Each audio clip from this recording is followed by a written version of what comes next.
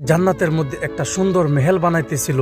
আর ফেরেশতারা এটা দেখে অবাক হয়ে গেল যে এটা কার জন্য এত সুন্দর একটি মেহেল বানাইতেছে। কোন ফেরেশতারা আল্লাহকে জিজ্ঞাসা করলো যে আল্লাহ, তুমি এত ইজ্জত কাকে দিবে? আল্লাহ বলল যে ওই মুমিন বান্দাকে যে নাকি তার সন্তান মারা গেলে সে সবুর করেছে। আর দুনিয়ার মধ্যে মানুষে বলতো কেউ সন্তান মরে গেলে যে তুমি সবর করো, সব ঠিক হয়ে যাবে, কিন্তু একমাত্র আল্লাহ জানতো যে সন্তান মরে গেলে বাবার মনে কি হয়। যখন কোনো মুমিন ব্যক্তি তার সন্তানকে মাটির করে দাফন করে তখন সে অনেক কান্না করে আর বলে যে হে আল্লাহ, এটা তোমার আমানত ছিল আর তুমি তাকে ফিরিয়ে নিছো। আর ওই সময় ফেরেশতারা আল্লাহর কাছে গেল আর আল্লাহ বলল যে তুমি আমার মুমিন বান্দার শিশু বাচ্চার রূহ কবজ করে নিয়েছো? তখন ফেরেশতারা বলল জি হ্যাঁ, কবজ করে নিয়েছি। তখন আল্লাহ তাআলা ফেরেশতাদেরকে জিজ্ঞাসা করলো যে আমার বান্দা কি বলেছে? তখন ফেরেশতারা বলল যে হে আল্লাহ, ওই বান্দা তোমার প্রশংসা করেছে আর ইন্না লিল্লাহি ওয়া ইন্না ইলাইহি রাজিউন করেছে।